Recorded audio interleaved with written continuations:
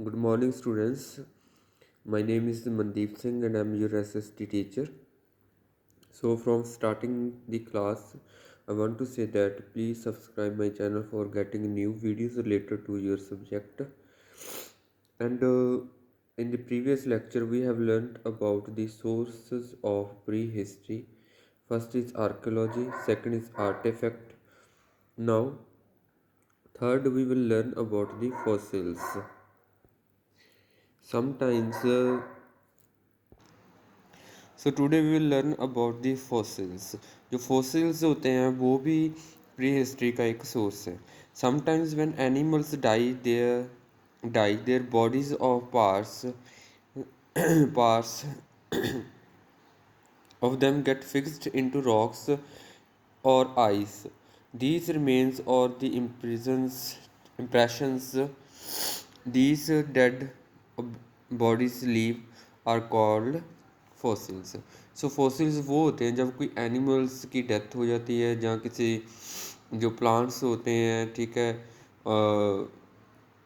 जब वो डाइड हो जाते हैं तो उसके बाद वो प्लांट्स और एनिमल्स चट्टानों में फंस जाते हैं, ठीक है, और चट्टानों में वैसे ही सालों तक वो पड़े रहते हैं और उन्हें हम बोलते हैं फॉसिल्स। जैसे ये एक फ़िश है जो एक चट्टान में मिली है, ठीक है, तो चट्टान में इससे पता चलता है कि पहले लाइफ कैसी थी और कैसे एनिमल्स थे, ठीक है। तो समुद्री लाइफ जो ओशन लाइफ है उसके बारे में भी पता चलता है। Then, archaeological used fossils and important evidence of life in the past. For instance, fossils help archaeologists understand which animals were tamed or in the prehistoric times. वो कहते हैं इनकी बहुत ज़्यादा महत्वता होती है, ठीक है, इम्पोर्टेंस बहुत ज़्यादा है। तो इससे जब हमें फॉसिल्स मिलते हैं तो उनसे पता चलता है कि कौन से एनिमल्स थे, कि वो टेम्ड थे, टेम्ड मीन्स पालतू पशु थे, और कौन से एनिमल वाइल्ड थे, ठीक है। इसके अलावा जब भी जैसे कह सकते हैं कि एक उन्होंने एग्जांपल दिए कि डॉग, ठीक है, जो डॉग्स के फॉसिल्स मिले हैं, ठीक है, रॉक्स में, है ना, तो वो 12,000 ईयर्स एगो के हैं। तो उन फॉसिल से पता चलता है कि जो डॉग्स थे वो एक टेम्ड एनिमल थे, ठीक है। Now during the dating the discoveries, हम जो डेटिंग दी डिस्कवरीज हैं, ठीक है, dating the discoveries objects carefully dug out by archaeologist are the first sent to laboratory. Dating the discoveries, इसमें क्या होता है कि जो डिस्कवरीज होती हैं, जो फोसिल्स मिलते हैं, जहाँ हमें कोई पॉट्स मिलते हैं आर्कोलॉजिकल साइट्स से, ठीक है, तो वो पॉट्स जहाँ कोई और यूटेंसिल मिलते हैं, जहाँ कोई और वस्तु मिलती है, जहाँ हमें फॉसिल मिलते हैं, उनके ऊपर जो कार्बन जमी होती है, ठीक है, उसके अकॉर्डिंग ही हम पता लगा सकते हैं कि ये कार्बन कितने साल पुरानी है, ठीक है।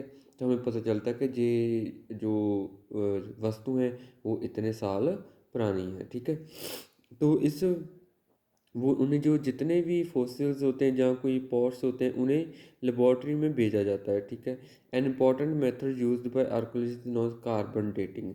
कार्बन डेटिंग के थ्रू उन पॉट्स, उन यूटेंसिल्स, उन वस्तुओं को और फॉसिल्स की कार्बन डेटिंग की जाती है, और इस मेथड से हमें पता चलता है कि वो वस्तु कितने साल पुरानी है।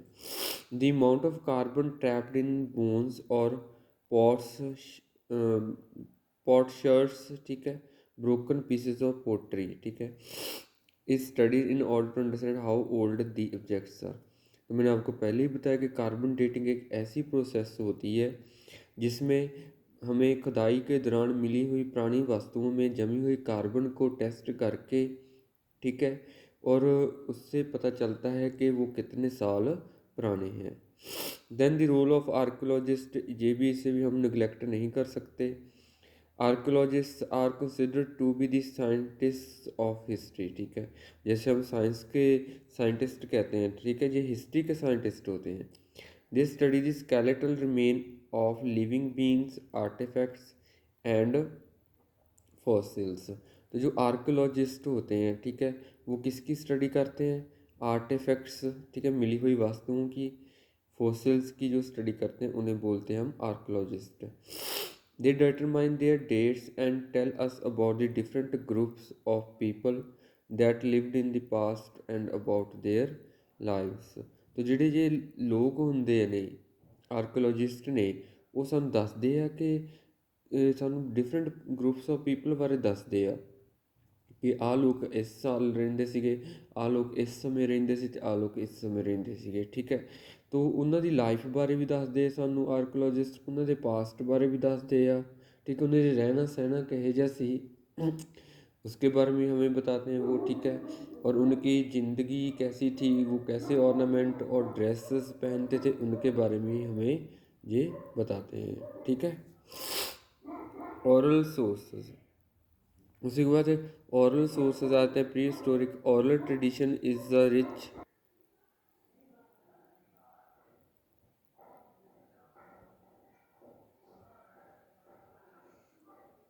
So next is oral traditions. ठीक है, कुछ कहानियाँ ऐसी होती हैं, ठीक है, कि वो आगे से आगे चलकर हमारे पास पहुँच जाती हैं। ठीक है, जैसे एक कहानी मेरे दादाजी ने मुझे सुनाई और आगे जाकर मैं अपने किसी और को सुनाऊँ। ठीक है, ऐसे ऐसे जाकर वो ओरल ट्रेडिशंस जो थे वो पहुंच जाते हैं। उनसे से भी पता चलता है कि प्री हिस्टोरिक टाइम कैसा था। जैसे हमारे पास वेदास है, रामायण है, महाभारत है, पुराणास है, इनसे हमें पता चलता है कि वहाँ से लाइफ कैसी थी। ठीक है, तो लोग कैसे रहते थे, उनके डांस, म्यूज़िक, उनके ऑर्नामेंट्स, उनकी ड्रेस के बारे में हमें पता चलता है। तो तो बच्चे ये थे हमारे प्री हिस्टोरिक सोर्सेस, राइट। तो इसके अलावा सो नेक्स्ट है सोर्स ऑफ हिस्ट्री। ठीक है, history is studied mostly from written और documented accounts. Manuscripts, inscriptions, monuments and coins are some examples of written evidence. ठीक है, तो हिस्ट्री मैंने आपको पहले ही बताया है कि हिस्ट्री वो पीरियड होता है, पीरियड ऑफ टाइम होता है जिसका हमारे पास रिटन रिकॉर्ड है। अगर वहाँ पे कोई उस समय में कोई प्लेस भी बनाई गई है तो उसका रिटन रिकॉर्ड होगा। ठीक है, अगर कोई राजा भी आया उसका रिटन रिकॉर्ड होगा। ठीक है, लोगों के बारे में भी बताया गया होगा। इवेंट्स, जितने इवेंट्स हुए उनके भी रिटन रिकॉर्ड होंगे। इवेंट्स सच एज कोई दो राज्यों के बीच वॉर होती है तो वॉर का जो वॉर है उसका भी हमारे पास रिटन रिकॉर्ड होएगा, राइट। सो इस तरह से जो सोर्स ऑफ हिस्ट्री है उनमें सबसे पहले मैन्युस्क्रिप्ट्स आ जाते हैं, इंस्क्रिप्शंस आ जाती हैं, मॉन्यूमेंट्स आ जाते हैं और क्वाइंस आ जाते हैं। ठीक है, तो पहले हम रिटन रिकॉर्ड्स के बारे में पढ़ेंगे। रिटन रिकॉर्ड्स में सबसे पहले हमारे पास आते हैं मैन्युस्क्रिप्ट्स। जो हैंड राइटिंग्स होती हैं, जो राइटिंग्स लिखी जाती हैं, उन्हें हम बोलते हैं मैन्युस्क्रिप्ट्स। ठीक है, जहाँ तो ये पेपर के ऊपर ठीक है, पेपर के ऊपर राइट की जाती हैं, जहाँ फिर ये ड्राइड पाम ट्री के ऊपर लिखी जाती थी, जहाँ फिर ये द बार्क ऑफ ट्रीज़, ठीक है, जो बार्क होती है ट्रीज़ की उनके ऊपर लिखी जाती थी। और एंड पर्चमेंट, जहाँ फिर ये पर्चमेंट के ऊपर लिखे जाते थे। ठीक है, पार्चमेंट के ऊपर लिखे जाते थे। जो पार्चमेंट होते थे वो स्किन होती थी, ड्राइड स्किन होती थी शीप एंड गॉड्स की। ठीक है, so these manuscripts were often written in language that are not in common use। ठीक है, जो जितनी manuscripts थी मोस्टली ये कह सकते हैं कि हमारे यहाँ पे संस्कृत लैंग्वेज में लिखी गई, क्योंकि संस्कृत लैंग्वेज जी वो कॉमन लैंग्वेज नहीं है। So such as classical Greek and Latin in Europe, Pali and Sanskrit in India. तो ये एक पाम लीफ है। ठीक है, उसके ऊपर इंस्क्रिप्ट मैन्युस्क्रिप्ट मिली है, राइटिंग्स मिली हैं। ठीक है, जो राइटिंग्स होती हैं उन्हें हम मैन्युस्क्रिप्ट्स कहते हैं। So this much only for today बेटा। सो नेक्स्ट टाइम, ठीक है, we will discuss the more sources of history, right? And please subscribe my channel to get new videos related to your subject. So watching this video, thank you so much.